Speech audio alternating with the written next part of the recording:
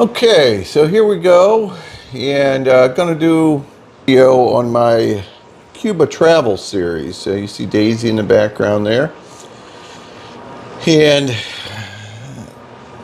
I've talked about Cuba a lot in my travels, and I get a lot of. There's a picture of somewhat of a Cuban cigar factory there.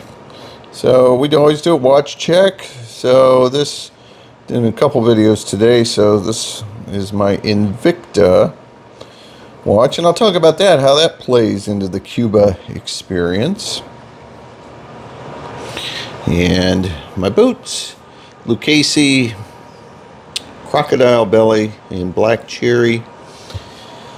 And I am smoking already, so I will do a continuation of this review of this Fuente Don Carlos Eye of the Shark. You can see the label there is a little bit uneven, but I've been smoking it here for about 20 minutes. You can see my other video that I did that reviewed the Eye of the Shark, if you want to see the beginning of what I thought about it. So we're going to just kind of talk about Cuba and what you need to do if you're thinking about going. And I have several videos, you can look through my collection, about tips for going to Cuba and how you go and how to get cigars and those type of things. So you can check those out. But, you know, if you're contemplating going as an American, these are some of the things you'll want to keep in mind.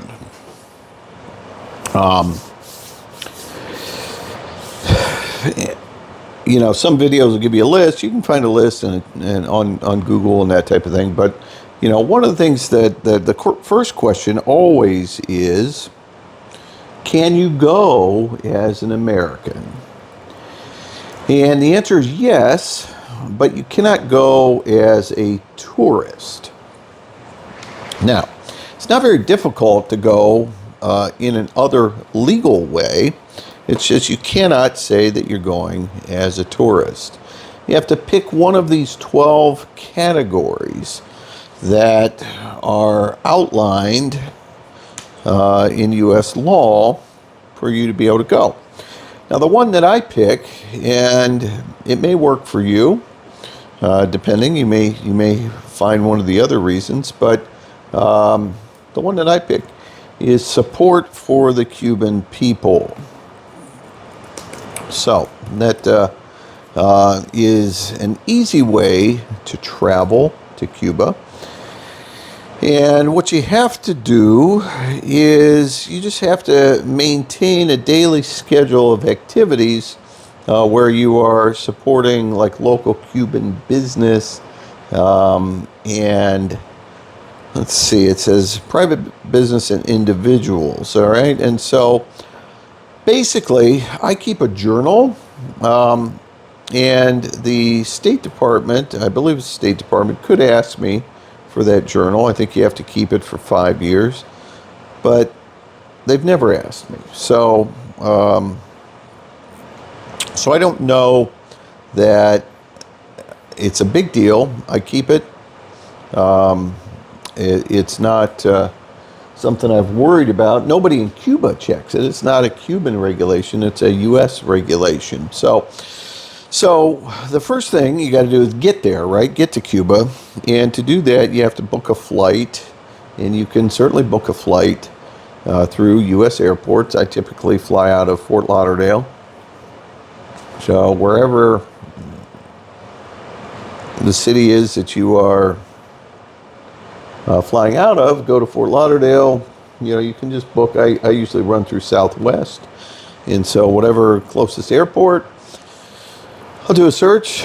You know, that airport to Havana, and it'll do the connecting flight in Lauderdale, and the flights are relatively inexpensive.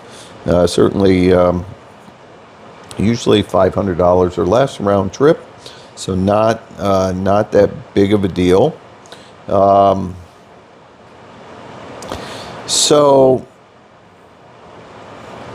and again, getting back to the support for the Cuban people, again, in the Code of Federal Regulations, it does indicate that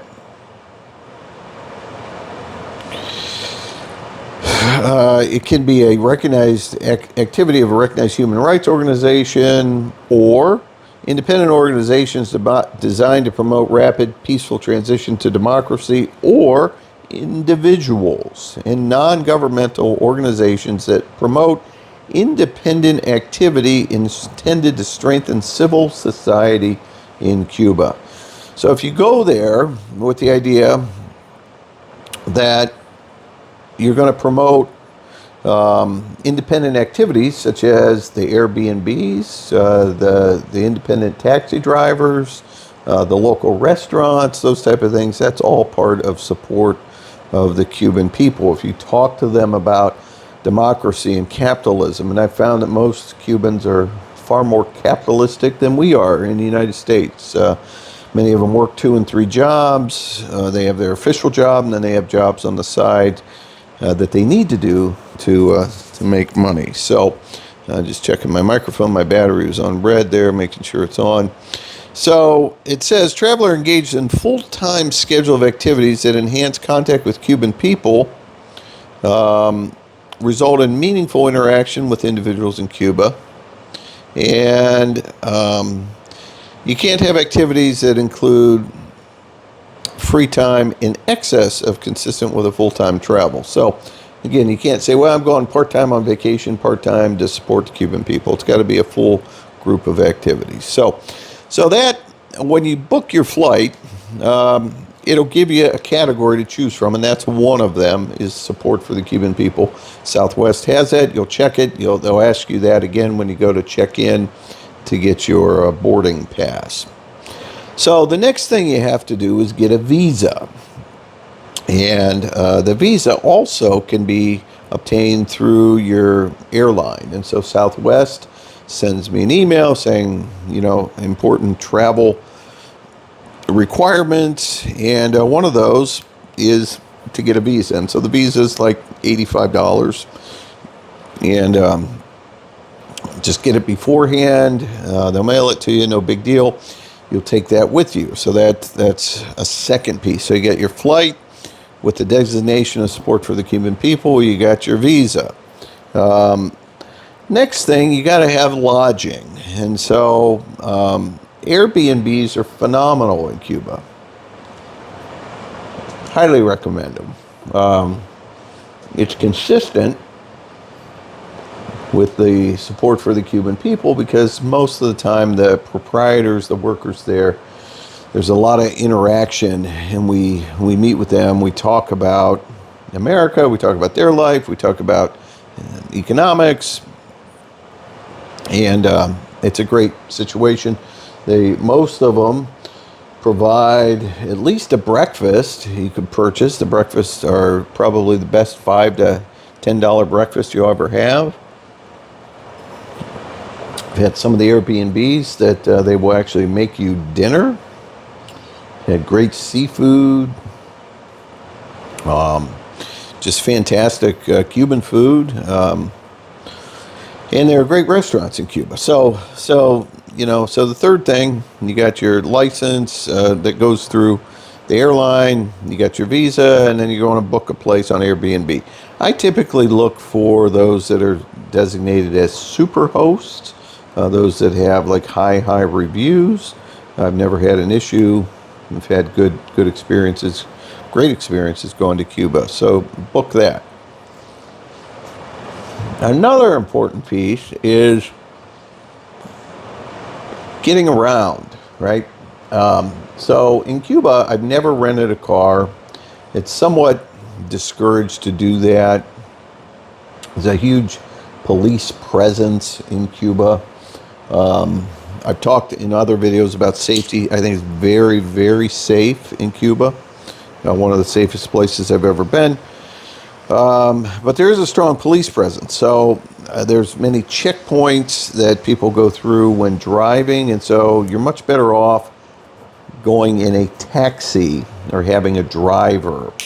And so that is an additional expense, but well worth it. And so how do you find one? Well, most of your Airbnbs, if you look at them and read in the description, they have some connection to a tour guide and to taxis and drivers. And so you can often get connected there. That's how I got my first connection. I've maintained that connection. He's become a very good friend. So every time I go, I contact him beforehand. He arranges transportation for me to get picked up at the airport and travel around wherever I want to go. And he's a great tour guide. And I got that again through my Airbnb. So you want to look at that on your Airbnb to see if they have a connection there and ask them to hook you up.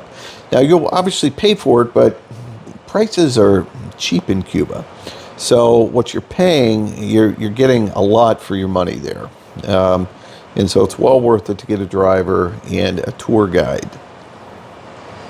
So you got your flight, you got your visa, you got your Airbnb, you got your transportation around. So what do you do when you get to Cuba? Well, you can do a lot of things. And so I would definitely encourage a tour of Havana. Havana is a beautiful city, got some amazing architecture. It was very wealthy. The Americans built it up in the early 1900s, and so a lot of that infrastructure is still there. So it's well worth taking a tour of Havana. If you're a cigar smoker like me, you can certainly look up on Google cigar shops in Cuba. There are many of them in Havana, in the Havana area. Mostly you're going to be looking for La Casa del Habanos, the official cigar shops. Often your drivers or your guides can get you good deals on cigars. So you're going to want to take some time, relax, enjoy Cuba, go to restaurants, smoke cigars, enjoy the culture there. And then you can also do a couple other things. So the beach, people ask about the beach. Well, yeah, Havana's on the ocean, but doesn't have a lot of good beach in Havana. It's pretty rocky. I mean, it's beautiful, but it's not exactly what you'd consider sort of a great beach area. So if the beach is one of your things that you can do, you could travel to Veradero. And it's a couple of hours heading up the coast. And again, your tour guide can make those arrangements. It's not all that expensive. And Veradero is a stunning beach, beautiful sand, tourist area. A lot of Europeans go there. Again, you got to be consistent with your support for the Cuban people, but nothing says you cannot, view the great areas that Cuba has, including the beaches. You can still engage with Cuban people out there. The other thing you could do is go to cigar plantations or the farms. And that primarily is in Viñales. And that's the other way from Veradero, about 2 hours. Again, beautiful countryside mountains, very unique mountains, the Mojetes. Well worth it. Tour those cigar farms and meet the people out there. I've even stayed in Airbnbs out there in Viñales and Veradero too. Great, couple days, and then come back to Havana, smoke cigars. In Havana, I should have mentioned, you can also do factory tours of the cigar factories. Very interesting to do that. And that's where my watch comes into play. Cubans like jewelry, fancy jewelry, like Invicta watches. They like those. So I've often taken those and traded, sometimes for cigars. It's just they don't, they're cut off from a lot of the material world, which in some ways is good, but they do appreciate getting some things. And so that's the other thing. I always bring a watch to trade, but I bring stuff to give away too, to the kids, coloring books, comic books, toys. One year I went after Halloween. I brought some Halloween costumes. And for the people, it's hard for them sometimes to get medicines Even though they have good healthcare, there's a scarcity of medicine sometimes, and so even bringing Tylenol or other over-the-counter medications that you and I take for granted, cortisone cream, those type of things that can be very helpful. They're very appreciative of that, and so that's things to do in Cuba. How do you do those? How do you pay for it? Well, right now, United States banks don't recognize Cuban transactions, so we cannot use a United States credit card. And so, for the most part, you need to take cash. And that is a drawback, but again, it's a very safe place to go. And so, having cash is not a problem, but you're going to need to take it and consider what you're going to buy in souvenirs, cigars, your food, your transportation is going to be a little bit expensive. Plan on spending probably $100 a day transportation, especially if you have a guide. And so have that, budget for that because you're going to need that. And again, not a big deal. They'll take U.S. dollar, even though officially they don't. Everybody loves the U.S. dollar, so never had an issue with them taking that. So not a big deal there. Supplies. So, a couple of things. Water, it's a different, like going anywhere, your stomach's going to react differently. It would not be recommended that you drink water from the faucet there. So there's heavy access to bottled water there, no doubt. But it's probably a good idea to take one of these Life Straw, these water bottles that have a filter in it, just in case you're out somewhere and you can't get bottled water, so you have access to water. So that's helpful. Also, they don't have the same good plumbing that we've got, and so they discourage you from flushing toilet paper into the toilets there, and it's a lot of places in Europe are that way, in Mexico, or you should probably take some like wet wipes just to have, because you may go out in public and you may go somewhere and they may not have toilet paper in the bathroom. And so some places you have to sort of pay somebody a little tip to get some, but if you carry it with you, then don't worry about it. So you bring some wet wipes. I think that's important. Certainly sunscreen. It gets very hot there. It's the Caribbean, so you definitely want to be prepared for that. Hats, shorts, clothing that allows you to work on battery, I think. So I hope that we're still connected here, audio. So I'm just gonna disconnect my audio there. Hopefully it's still going. And some of the other things in general, you just want to take things to relax. Oop, there goes that in my cigar. Sorry about that. And so those are the main things that I think you prepare for to go to Cuba. I think I covered most of them.